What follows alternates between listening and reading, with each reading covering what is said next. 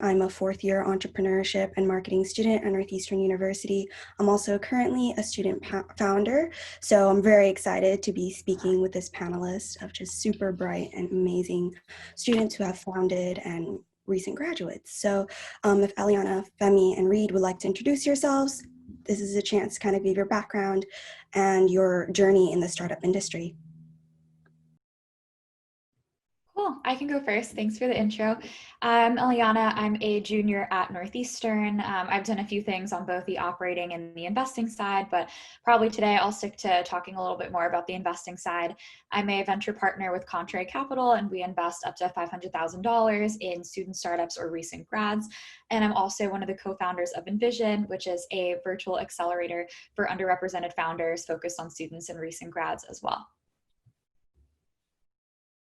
Yeah, I'll go. I just finished up at Penn State. I am the founder and CEO of Fitted Laundry, and we're looking to build the infrastructure for renewable fashion.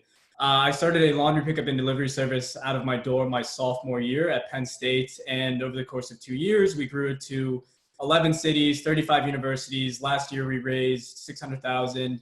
I had 8 full-time employees at one point, had to lay off the majority of them, and today it's just my two other co-founders and I. Hi, my name's Femi. I'm the founder and CEO of a company called ScholarMe that helps people finance their entire college education with a single application. I actually only did 1 semester of college before dropping out to start the company, and we've now raised about $3 million and are headed into our next round in the next couple of months. Cool, awesome. So I think I would love to see the results of that poll before diving into the question, just to see how it looks like everyone is. So it looks like many people are established and are looking to raise their first round. So I'm going to dive into a few questions that are more founder specific before jumping right into the investment questions, as it seems like a lot of attendees are looking to be raising their first round. So really kind of diving into that student founder aspect of things. As a student founder, do you really notice a difference in how investors treat you versus more experienced founders? Do you guys have any experience with that? Yeah, I remember right off the bat, I went to this program in San Francisco called Draper University, and it took me outside of that bubble of being in Penn State and thinking of thinking small and being transplanted in from San Francisco. That's where my vision for what I wanted to build, grew a lot larger. And I would get the feedback of, are you even working on this full time? I think that was the initial feedback. And I would have a lot of investors say, like, you should drop out of school if you want to do this. But I think that was more in the case of San Francisco and New York, more so than anywhere else. But yeah, I would definitely get looked down a little bit more as opposed to, a serial founder who has had a bunch of exits under their belt. Because you do have a lot more to prove, especially being a first-time founder and being a little bit more green. I have a bit of pushback on it. I agree on a lot of investors kind of have this narrative like you should drop out, and a lot of it's like you have the Mark Zuckerberg syndrome with young student founders. And I would say, like, looking back, dropping out was probably one of the ballsiest things I had done, and I don't know if I would have done it again. But I think a lot of it comes to how you carry yourself and like you having to like go and understand the knowledge that you need to gather before you go to investors, versus like thinking of investors as people who will teach you and invest.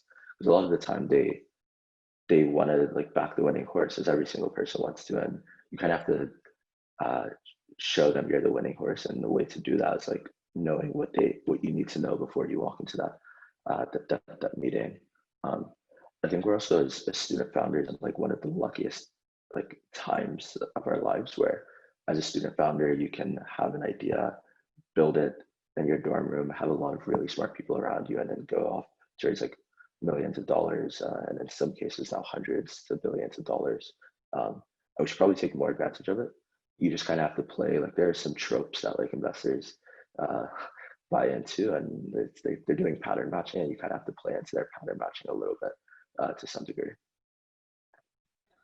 Awesome. So kind of like a follow-up to that, understanding that sometimes investors may treat student founders differently and how you have to carry yourself different. Have any of you guys ever felt a sense of imposter syndrome, and how do you really deal with that? Yeah, all the time. And I think what's fun is that, especially in startup land where really no one has any idea what's going on. Like I was 21, 22 going to these pitch competitions against MBAs from Wharton, MBAs from Harvard and MIT, and they were in the same exact boat as me. And they also didn't understand where current cutting edge technology or where all the resources are. So that's what I love about the startup ecosystem, is that it's so new and it's ever changing, and that everybody really doesn't have any idea what's going on. But all the time, I mean, similar to Femi, I made the decision to discontinue my studies last semester, and it's definitely, if you're the right founder, you're going to be putting, if you're the right entrepreneur, or at least how I see myself, is that I want to continue putting myself in rooms that like I feel like I have no business being there. Like this one, like you two everybody in this room seems incredibly smart, and like I don't know what I'm doing here, but I think that's just like the most fun part about the entrepreneurial journey, and just learning how to embrace that. Yeah, on this imposter syndrome thing, I think like the greatest thing in life to learn is like no one knows what they're doing across the board, and so like that's okay. Generally don't know how you get past imposter syndrome. I'm very much a like read here. I'm like, ooh, like why am I here in some degree? But I think a lot of it's you having to decide like, okay, I am here for a reason, and like at least be confident in yourself, like you are good at something, or else people wouldn't back you, people wouldn't call you, people wouldn't come to work for you. And so like as long as you trust in that like nugget of reality, then you should be able to like get past the imposter syndrome just a little bit. Awesome. And then this one is for Eliana. You're such a young person in the venture capital industry. There might be sometimes it's pretty common for founders to end up switching and going into the VC industry. Do you have any advice for students looking to go into the VC side of the entrepreneurship world? Yeah, definitely. I think that's why it's so cool that there are programs such as Contrary that exist. I think there are so many people that have gotten involved with it with literally zero VC experience, myself included. When I applied to Contrary, I was in the first semester of my freshman year. So I didn't even know what VC stood for.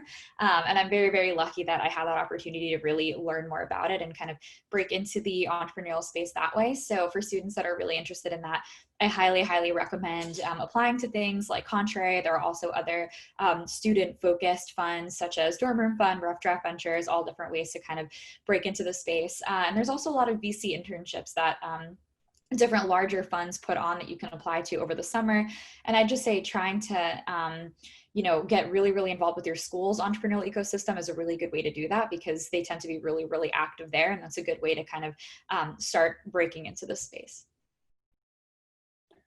Awesome, thank you. So now I'm going to kind of shift into the more investment side of things, as there are a lot of people that are looking to raise their first round, whether that is pre-seed or seed. So kind of talking about timing, because that is so important for startups. When did you guys know it was time to raise that first round? Or for Eliana, when do you kind of see startups come into you and they seem ready for that first round? And when might they be kind of premature and should take some time to work?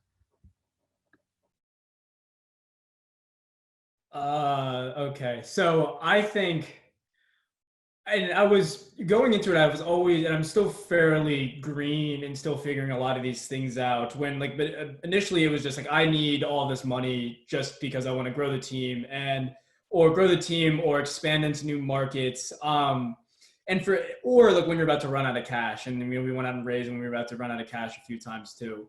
But I think that the best way to do it, and the way that you put yourself in the best position, is to have traction, to demonstrate traction, to show that you have a clear plan of how to expand and how to use the investors' money. Because if you go to institutional investors and you're not organized and you're not coherent with your thesis and your go-to-market and expansion strategy, they're just not going to take you seriously. You're not going to get the next meeting. But if you show that you're on top of your numbers, you have a clear trajectory towards growth or to the next milestone, then it's a lot easier to have that conversation. But when you are new to it or you don't have all that data behind it, it is going to be a little bit more difficult. And what you're going to find is that you're going to get a lot of meetings, and those meetings aren't going to go anywhere.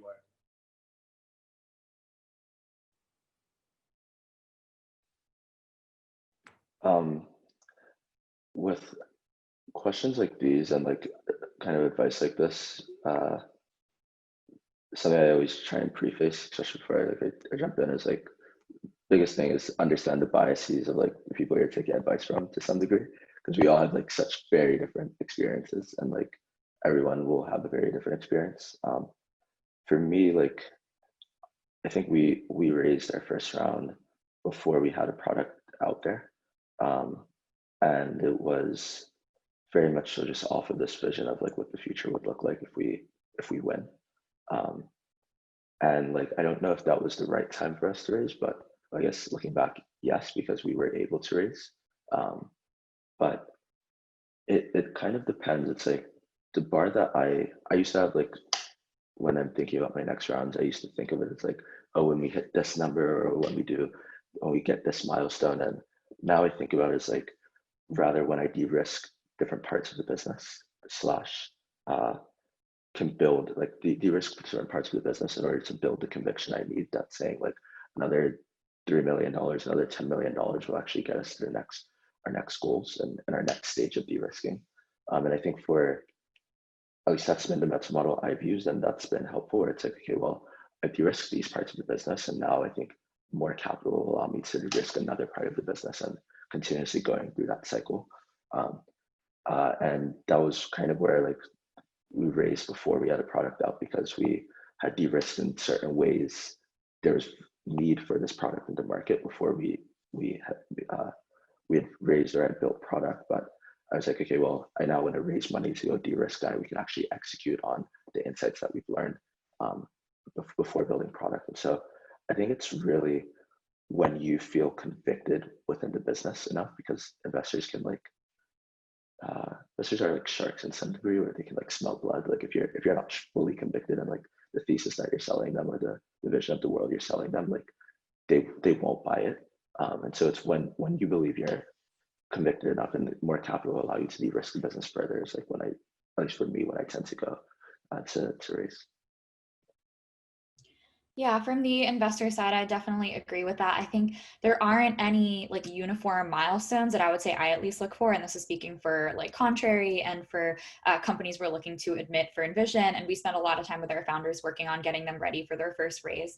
And depending on the industry, the stage of the company, where they're at, the team, like there are so many things that really play into it, especially with student startups. I can speak to some of the things that investors have said about student startups specifically that we've heard.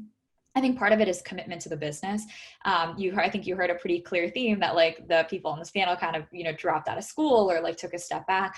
And I don't think that's like always necessary, but I think it's definitely, it definitely shows investors that, the student founder is serious. I think there's always a fear of whenever a student goes to pitch something that it ends up being more of a side project and something that they end up kind of doing part-time and on the side. And it's not something that they're really going to dedicate their lives to. So a lot of the time for Contrary, we're looking for people that are either going to take some time off of school or close to graduating because we know that they're really going to put their all into the business. And and I would say that that's probably one of the most important things. But yeah, there isn't really any uniform metric, and don't be nervous if a VC kind of says, oh, let's stay in touch. Like there's nothing wrong with that. That's actually a lot of the times the conversations that I have with founders where they are working on something super cool and they have an amazing team and the market is big, but maybe their product just is not far enough along, or they haven't really demonstrated like the kind of traction that I would want to see for that particular business model. So I think it's always a good idea to start building your relationships with investors, whether it's angel investors or VC funds such as Contrary that are on your campus, or just kind of people in your network, and start to set up coffee chats, kind of keep them updated on your progress. Make sure to send them an email from time to time. Like I'm definitely always very impressed when I see an email from someone I haven't spoken to in a few months, or if they immediately add me to their kind of investor update list, where every month or so I'll receive like a whole kind of summary of the progress that they've made over the last month or so. I think that always kind of helps me stay current. and kind of fosters that relationship over time. So yeah, if I could give one piece of advice, is to start building those relationships early and really start to identify like who are the investors that have invested in companies in your space, like whatever industry you're in. Like start looking at like which investors are tracking those deals, which funds are really excited about those opportunities, and start to really build that network and those relationships early. Amazing. I think that advice is really useful and relevant. So, kind of diving into the founder side of things for you guys, what is something you wished you knew before you raised your round? I think a lot of the attendees here today are looking and kind of maybe where you guys were a year or 2 years ago. And what was something you wish you knew back then? Yeah, I made so many mistakes. I mean, you'd be surprised how fast, you know, 100 or $200,000 goes, especially when you're hiring people. I mean, hindsight's always 2020, and with that money we raised, I think we would have taken a different approach. I mean, it took us a year and a half to iterate to a asset light business model, but I think, you know, stepping aside from the actual business component of itself and the process of raising, I wished that I knew all these little kind of like mental hacks or like things that I would say to accelerate the process. Like I think if you go in and they say, "Oh, I'm fundraising," but don't give a deadline, it's like it kind of just keeps it open and up for discussion. But what you need to realize is that, you know, the investors can also work on your timeline. And so last summer, when I would say, "Okay, we're closing our round July 17th," um, and so we can focus on the product, you know, working on it full time. I noticed I could get meetings a lot quicker, and that they would be able to work within my timeline, and be very clear about that. Uh, but I think the Fermi I might have another point, but or Femi might have a better experience or better input. You're talking about like running a really tight and competitive process. Mm-hmm. That's like the number one thing I wish I knew before I started. Like that plus investors need you just as much as you need them. And like as founders, we almost give too much credit to investors, which like of course their capital is great for accelerating the business, but then again, you're on the ground day to day, growing and doing the work uh, to help them get their returns. Um, and so with that, it's like that's a really good mental model to go into, but also making sure you're running a tight and competitive process is really important because like what you're kind of talking about is like if you leave it open ended, you will never stop fundraising. Like you will just always be pulled into meetings here and there, and it's like a very different mindset you have to be in as a founder while fundraising than it is while you're actually building the business. And it's really hard to do either of those things really well if you're not all into one. Yeah. What I would have to say is that it is. Well, the one thing is that like also when I was in the beginning and starting, I was like, oh my god, oh my gosh, all these VCs want to talk to me, and I definitely was like, oh okay, I'm important. But reality is like their job is to just take meetings, and so just because you get a call with the VC doesn't mean you're the shit. But it just means that you're one step closer, you know, in that funnel. The other thing too is that like for some, it is very easy to have a competitive process. Like I'll talk to some founders and like I have mentors that are 2 or 3 like fundraising rounds above me, and they're like, yeah, like I just get line up 100 meetings over the course of 2 weeks, and I just take all those meetings. For most first time founders, you just don't have that network, and that's like very difficult to do. And so, but the reality is, unless you come from a background where you have family connections or you already are working in this space and it's a little bit easier. But for most of the people in this room, if you're a student and not in an Ivy League school that has all these resources, you have to go and make these connections yourself. So going to events like this is huge. Cold messaging people on LinkedIn all the time always works. It's their email is always their first name and the website. Like 80% of the time. And the amount of meetings and advisors I've gotten off of cold email is huge. Twitter's huge. If you know someone who can finesse your way into Clubhouse, which is like a new social media app, I think I've met Femi on there before too, get your way on there. But like the only way, if you don't have that network right now, you have to go and build it. And it's just going to take a lot of it's going to be a lot of meetings. But if you're a founder and you're excited by that, it shouldn't be too hard. There's one thing that I'll also add on the advice side that I've seen from like taking so many meetings with founders is definitely take your time to prepare for the Q&A with investors. Like there's definitely a lot of times where I feel like I really like caught people off guard with my questions that like I feel like definitely you should have an answer to. So if you can, try and do practice sessions with other people, like go and research. There's an amazing article that's like common reasons why VCs pass on your startup. Like go read it, go and understand like understand all of your weaknesses. Like if you don't have a technical co-founder, like you need to have a really, really good answer if that gets brought up in a conversation, or if you don't, fully understand your competitors or what your edge is. Like there's a lot of very kind of basic questions that will be asked that you can almost expect. So practice with someone, practice with another founder friend, find an investor that's friendly, and do your best to kind of go through a lot of those Q&A questions, because it definitely shows in an investor meeting if a founder doesn't have really like prepared answers to different things. And a lot of the times, like especially with early stage investments, the first thing that you look at is the founder and the team. And if the founder doesn't come across as very thoughtful or very knowledgeable about the space, or is just like eloquent and is kind of on top of their stuff, you can spot that very, very quickly. So that's kind of one way that you can really just de-risk it right from the beginning, is that if you do land a meeting, make sure that you're prepared and really research. Like a lot of the times VCs will say like, do you have any questions for me? Or they're also trying to assess if it would be a mutually beneficial partnership. So if you're taking a meeting with Contrary or any other fund, you should definitely know how much do they invest in what verticals, have they made any investments like in the same space as you, and make sure to kind of weave that into the conversation, because there have definitely been people that take it and are like, oh yeah, I don't really know the first thing about the fund. So you definitely want to make sure that you go prepared to those meetings, not only knowing who you're talking to, but what their goals might be from that conversation. Amazing. And kind of to build off of that, when founders are looking to foster those connections, whether it's before raising a round or even during, their pitch and raising a round, is there a common mistake, maybe for you, Eliana, that you noticed that founders make that immediately kind of dissuades you from wanting to invest? And if Reed or Femi have any input on that, maybe a mistake that you guys have made, that just any type of advice you'd have. That's a really great question.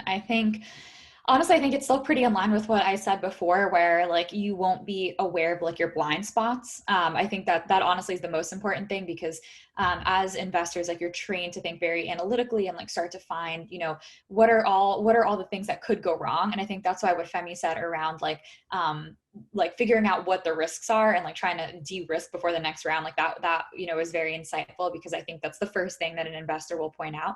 So like the more prepared that someone is to the meeting, the better. And I think also dropping the ball on communication is a big one. You definitely want to send a thank you message like right after you meet. You definitely want to keep following up. And even if the VC fund passes on you for whatever reason, try and stay in their network. Maybe ask them for a connection, or see, VCs will always say like, let me know if I can be helpful. People make fun of us for that all the time. But I think, you definitely want to take them up on that offer, or at the very least kind of stay connected to them over time and try and build that relationship, because otherwise it's very easy for a company to, slip through the cracks. So be persistent. Yeah. This like community is so small. Like I was gonna say, I haven't talked to Eliana or Reed before today, and then I realized I've seen their faces before, and like it's so small, so you need to like protect your reputation in that regard, but also just like being known as a nice person or a thoughtful person is helpful. And it's you have to know your business cold. Like no one should know your business better than you, and investors can tell this very easily. Like you want to go in there as the expert, and you're giving them the opportunity to invest in a great business, not that they're the experts and you're convincing them to take a bet on you. It's a very, very different mindset for both parties. And when you think about like from an investor standpoint, like part of why second time founders are able to raise so easily, at least second time founders for successful startups, is like, I just trust that this person's the expert and I'm going to put my bet on that jockey, versus a lot of founders going in where like they think the investor is the expert when they hire, and treat them as such. So. Yeah. I think for me, the mistakes I've made that my mentors and advisors consistently grill me on is, not saying any filler words, or like when you're giving a pitch and just saying things like grow exponentially or like it's going to grow 10x. And I've been guilty of saying those things, but just be direct, be with your like just be on top of your numbers. The fundraising is really weird because I mean, you sell to your customers, you sell to employees, but now selling a different component of it. You're not selling the product, you're selling the business of itself. It's definitely a change of pace from what you're used to in running like the day-to-day of the business. But if you want to get to that next stage, this is something that as a founder that you have to, be on top of. Awesome. And I think that's really great insight into maybe some of your past mistakes and things that founders should really be looking out for. So I still have a few questions left, but I wanted to gear up towards the back end to kind of have people throw questions into the chat, and I'll kind of have a Q&A session in the last 15 to 20 minutes. So we still have some more questions left, but I want to have sort of backlog of questions from the audience that what you guys are curious about. So kind of diving back into when you were going to ramp up on your company and you guys both Femi and Reed, you guys took a step back from your studies. How did that affect you, I guess, like the seriousness of you raising your round, or even how did that affect your business moving forward? How did you invest your time? Anything about how, was it a positive decision? Did you felt like maybe going back you wouldn't have done it? Anything about that? Maybe some people in the audience are looking to take a step back and focus more on their business right now. Yeah, and I went to Penn State initially thinking that I was going to do banking, and then initially thinking I was going to do VC, because I love school. But then out of an entrepreneurship class, it was just like I learned the one thing that I learned out of that class was the how to love learning, and that's where I started fitted. But when it got to the point of like I realized that I was learning a lot more working the business than I was in class. I got it when I was in New York. I had an opportunity to speak for like I got the opportunity a paid speaking engagement, $500 to talk for an hour about the future of laundry. And I like emailed my professor and I said, hey, can I like skip this test or move it? And he's like, no. And that's when I'm like, everything is pointing me in the direction of taking this opportunity. So I'm just like, I'm gonna drop this class. And it just got to the point where I saw school as a distraction more than actually adding value to what I was doing. And it comes to a certain point when from what I was seeing was that it comes to a certain point where your degree becomes a line item in your resume rather than, the whole cumulative experience. And that's when I decided to make the jump. I think for me, it's fighter. I think that it's still fight or flight where I still know the runway. It's not like we have tens of millions of dollars in the bank account, but it's a lot more serious, and I dedicate close to 90 to 100% of my time on the business. And it just makes it that much more real and makes things that much more serious. But that was kind of the thought process I had, and I gave up a full ride. I was in my senior year, but I just saw that the way that things were moving, that like it couldn't continue to work if I wasn't 100% on it. I'm like on the other side of this. I actually love school. Like I remember thinking like, oh, I'm just gonna take a quick gap semester and I'll be back, and then haven't gotten back, uh, haven't went back yet. But uh, yeah, I'm a big fan, and of course I'm a bit biased. My business is like I'm in the business of helping other people be able to afford college. But for me, it was definitely became more serious for sure. There's just like I was living in New York, um, like very very much so like had to I was like living on my own, and there's no like it was like I like my success or failure will be like on my shoulders, and so I must do what I need to do to succeed. Um, but it also just gave me a lot more time to think about the business more thoughtfully, like think about what are the current solutions in this space, because more than likely you're not the only player in your space, or else you're probably not playing in an interesting enough space. Um, what are the reasons like things haven't existed before? What are the things that can exist today because of like new technological advancements? What are different business models? Like a lot of companies, their advantage isn't necessarily tech, but rather like business model innovation. Um, so it gave me a lot more time to be thoughtful about the business for sure. And I think that was helpful and like was reflected by like conversations I'd have with investors pre dropping out and post dropping out. Where pre dropping out, like half of my mind is on like this like my physics test, while the other half of my mind is on the business. Versus post dropping out, I can just focus solely on the business. Um, but yeah, I think that's the only way I would see it, is like more seriously for me. I remember at a point where I was talking to like the managing director of the accelerator I was working at, and he was like, "Do you work weekends? Like, what are you like?" He was accusing me of like not working weekends, not putting all my all in it. And like as a founder, I can't say, and like I was the youngest person in this accelerator, probably about like 10 or 15 years. I could not say I have homework to do, I have this test to study for, because that is the last thing that they want to hear. And so you just have to eat that, and you just have to be be okay with it. And like for me, it got to the point where like I was working on the business in class anyway, and so that's when kind of like that's when I knew. But it's gonna be it's a struggle. It is a struggle, but it's something that you have to go through. Definitely. So we have some questions in the chat, but I have one more for you guys. In general, you mentioned before that you guys get no's sometimes, people might not reach back out. How has that has that affected your mental health in any way? How do you kind of get past those no's? Just as a student founder myself, I know it can be super disheartening sometimes, and don't know if you guys have ever hit those patches before, and how do you really deal with that? Yeah, no, I have a whole email like folder of like 150 to like 250 people saying no to me. Like even before I was getting said no to for the business, I was getting turned down for job applications. Like you just got to embrace it. Like honestly, it's like you got to get. I mean, obviously you want your yeses, but even if like you're a sale, like I think the most humbling thing for me before starting the business was like running tabling and running as like an ambassador for this other startup, and like trying to get people to sign up like while I'm sitting at a table.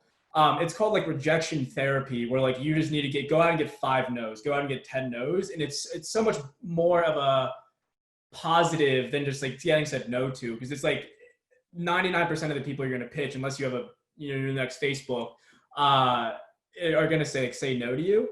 But I mean, you just got to get in. Honestly, sorry, pardon my language. You just got to say fuck it. You just got to keep going, because if you have a team behind you that's going to support you, like no matter what, that's the most important thing, rather than some random VC who doesn't know anything about you or your business, doesn't know everything behind the scenes. Like, what are they like? Just because there's some VC doesn't mean like they actually know. I mean, they think they're wrong more than they're right more often than not. And so that's just a part of the job. Yeah, just can't take it personal. For one, there's like first from like a practical standpoint, understanding VC fund dynamics is so helpful. And I'd say like when you're thinking about pitching, being able to think through the mind and through the lens of an investor is super helpful to like thinking about like how much can an investor put in, how much of their fund are they allocating to this deal, why are they doing these type of deals, who are their LPs, why like just like all of that element is so helpful to know and like makes the no less painful. Um, but also just remember, like you're not playing the short game. You're playing a long game, and so like a no today could be very well a yes to leading your next round tomorrow. And so like it's a small community. No's aren't that deep, and you'll get past it. And there's a lot of investors to talk to. So as long as you like don't take it personal, you should be good.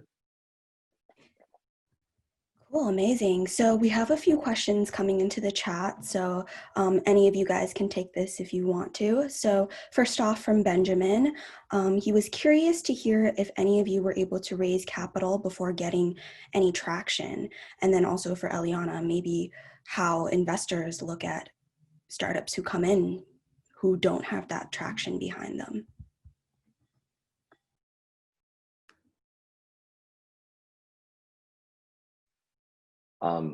We had raised before we had traction per se. I would say we had some sort of traction, like we had done a bit of a pre-launch waiting list, just to help validate was this something that people wanted. But we didn't have a product out in the world yet. I don't even think we had a website yet.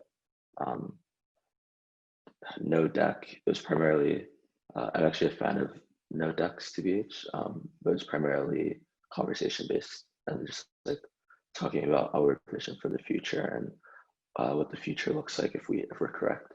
Um, and and yeah, I think that was primarily it. At the earliest stages, even at seed stages, and even to some degree Series A stages, now people are taking bets on you as the founder and not on the business. Um, I I have some investors who are like, I don't even know what the business does that much, but I'm going to take a bet on you as the founder, and like uh, um, that's kind of like the pitch that you're making when before you have traction. It's like I want you to trust me that I will make the right decisions and uh, build something worthwhile. And so, but then again, also understand the biases of the people you're taking advice from. Yeah, like for me, I didn't have any that I didn't like have any luck trying to raise before traction, and so unfortunately that laundry isn't a technical product, and so I had to go get traction, then go to my friends and family, raise a little bit money, then started growing traction a little bit more, and that's when we got into the accelerator. But um, yeah, I mean, I think it all depends. It really all depends on the founder and who you know and who you're talking to. Yeah, I would say it's like traction can mean a lot of different things. So I think if you're talking about like pre-product, that could be a little harder versus like like your product is in beta, for example. There's a lot of companies that we look at for Envision and for Contrary where there's already some kind of a product. It's in an MVP stage, maybe it's in a private beta, and then at that point we'll look at how many people are using the beta, what are the metrics that you need to be hitting based on the type of product that you have. So it really depends. And I would say there are definitely a lot of like incubators and accelerators that will take you when you're super early. Envision already tends to take pretty early companies, but companies that are still kind of closer to raising, so we can help you through the fundraising process. But there are a lot of incubators and accelerators that take people even at an earlier stage where you're like at an idea level and you need a co-founder. So I would say definitely go do some digging, figure out what resources are out there. And accelerators are a really good place to start when you need some mentorship, additional validation, and some money. Envision does up to 10K in non-dilutive funding, so actually in the form of a grant where we don't take any equity, but there are plenty of accelerators that will take a little bit of equity, but you definitely get a lot, a lot in exchange. So I definitely also urge you to consider accelerators if you do need that extra push and you want that community and mentorship while you're still pretty early. Amazing. So diving into the next question from Aaron, did you have to do any convincing to your families about pursuing your companies? Definitely think this is a great one. Um, no, and I think that there's some pushback, especially from my mom and my dad, especially giving up the scholarship. But I was very, very fortunate that they have been supportive of me from day one, and that they've understand that I'm learning more doing this than I would be in class. And so, I mean, I am very, very lucky that I have had a supporting family that has been backing me, and my sister's allowing me to stay at her place while I'm in Hollywood and in LA. So yeah, I'm very lucky that I've had a supportive family. Um, no, there was a lot of convincing for me.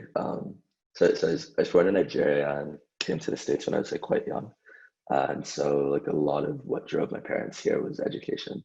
And they were not very big fans of me saying, yeah, I'm not going to go to college. I was also on a full ride and they thought I was insane. Um, yeah, a lot of convincing. In fact, I don't think I told them when I initially dropped out. It wasn't until like the day before Christmas.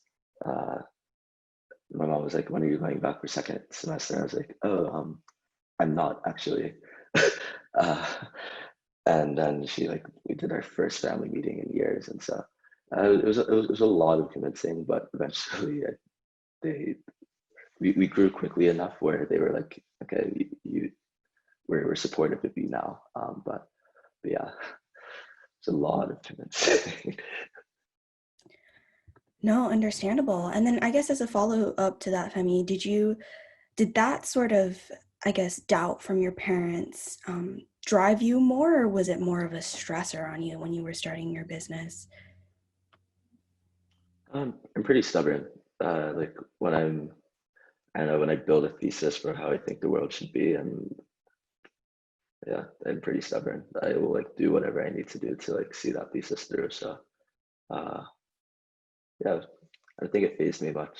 I think what phased me more was thrown into a new city, not sure how I was gonna see that that thesis through. Definitely. Great. So diving into the next question from Eric, specifically for student startups, why would a VC target students to begin with? What are things that are pointing in terms of funding trends that go towards young founders? He mentioned, I guess, the question of East Coast versus West Coast, Ivies. If you guys have noticed a difference, maybe from people who are coming out of Ivy Leagues being treated different coast, any type of difference or trends in VC in general, actually.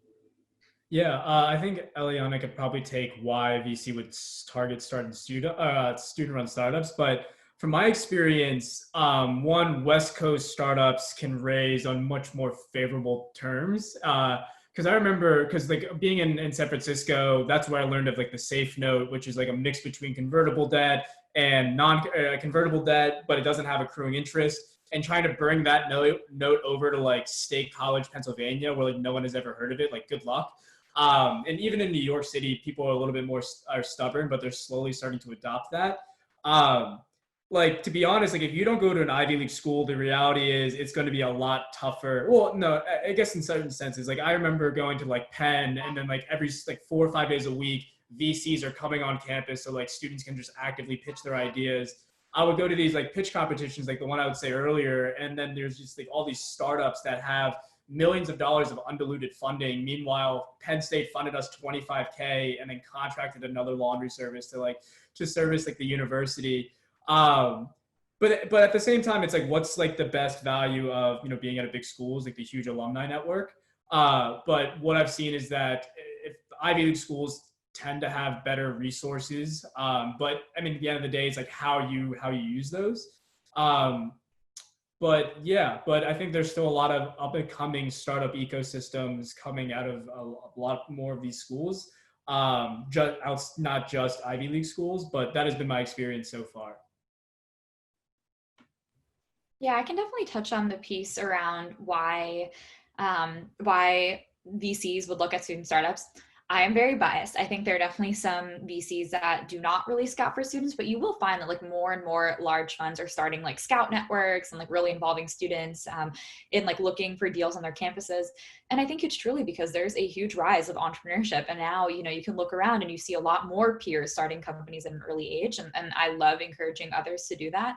I think it's truthfully because the talent is at universities, and maybe this startup that they're working on right now is going to be a huge success. Like you've definitely seen that with startups like Facebook, and a lot of really top companies were started by young founders. It's also just good as like a tracking mechanism, because maybe this first company is not going to be the one that they, take home, but it could be the second or the third. So it's definitely important to have really strong network effects, and you will find that there's a lot of activity going on around campuses, especially because there are a lot of like MBA programs. I think people don't tend to think about that, but there are awesome companies that come out of MBA programs. There are awesome companies that come out of university research labs and institutions. I've personally seen a lot of those with some really, really interesting tech. So it's definitely good to kind of be aware of what's going on college campuses, especially because it helps kind of boost the brand name of the organization, and you can come across some really, really interesting deal flow.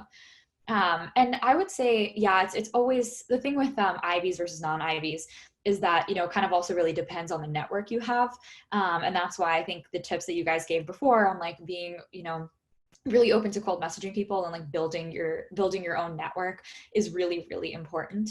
But I would say there are some incredible deals that we have seen in Contrary and at Envision that do not come out of Ivy Leagues, and we tend to actually really focus on non-target schools and some of the state schools and public schools, because there's a lot of innovation going on there as well, and you can miss something awesome if you kind of look in the same place as everyone else, and then you're also not getting that same amount of diversity in your deal flow, and we all know that's really, really important. So definitely important to diversify where you're looking, or else you're going to kind of come across a lot of the same ideas, same people, same backgrounds and perspectives. So that's just kind of my 2 cents on why university entrepreneurship and why VCs might be looking there.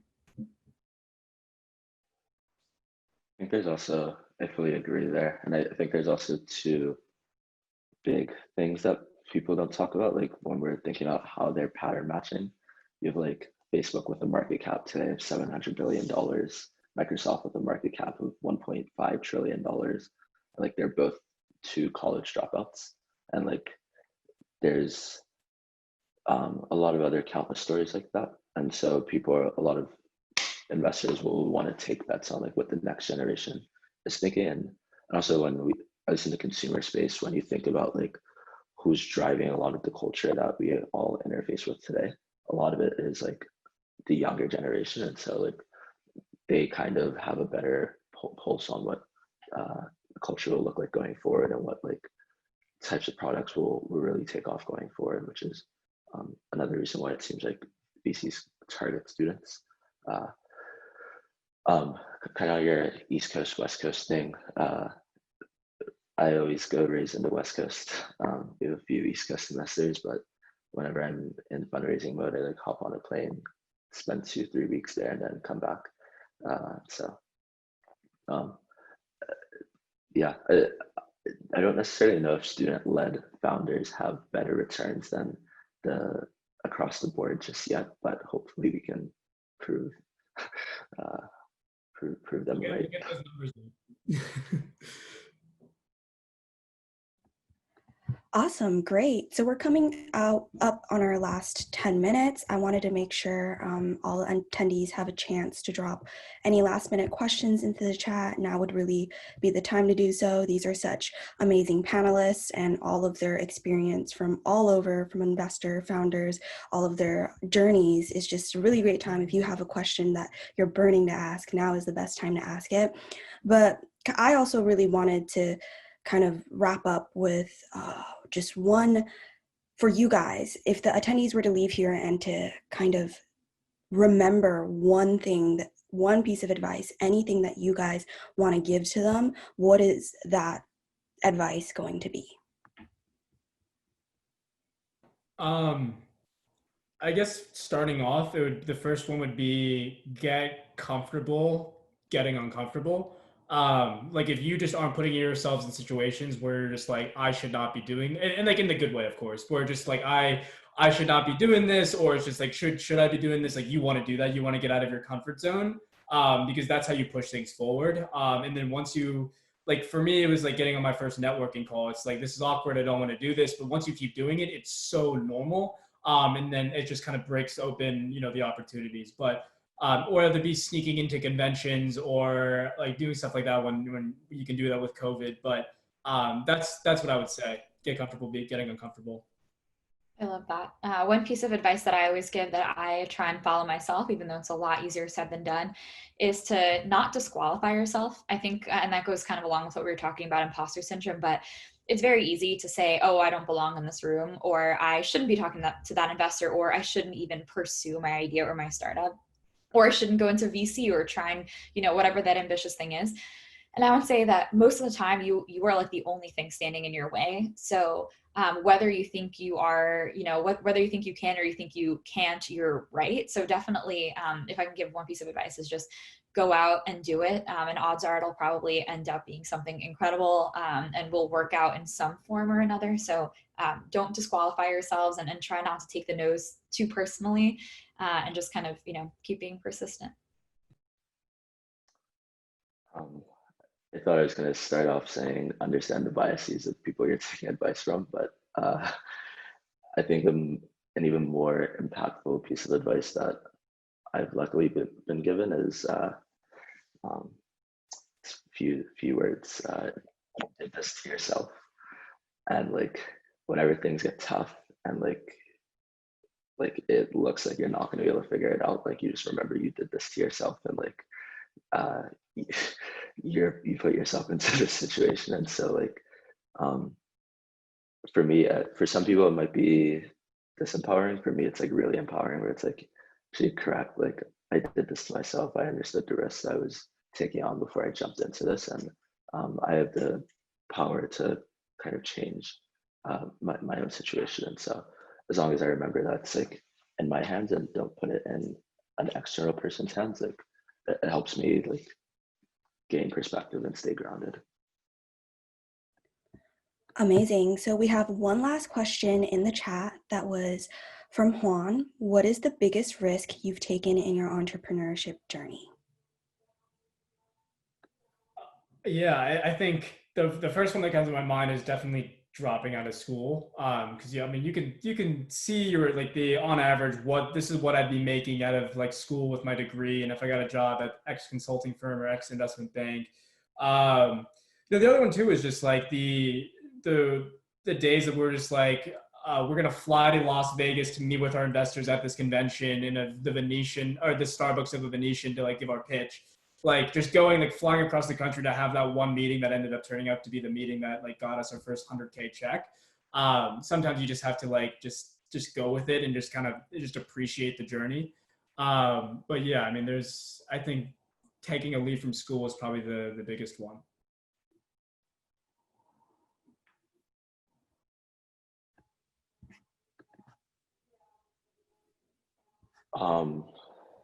It's actually a really difficult question. Yeah, I think for me, it's biggest risk is probably throwing away a product like a year and starting from scratch to some degree. Product with like tens of thousands of users and saying like, I think we're going to hit a local maxima if we continue on this path. And like having to get buy-in from your investors, but most importantly, your team who just spent their last like year of their lives building this thing. It was like definitely the biggest risk. It worked out and I'm really glad it did, but like it's a really large chance for people to feel demoralized from both an investor and an employee standpoint that could have had like a bit of like a lot of negative ramifications. So yeah, I'd say that that's probably the biggest, just like trusting my gut and going with it. Awesome. So I'm going to turn it over to Amanda from Startup Boston really quick, but I wanted to say thank you guys to the panelists so much. I've learned so much kind of starting that journey as a student founder, and you guys have really helped me out. For the attendees showing up, thank you for sitting here with us for an hour, and also hopefully this was really helpful.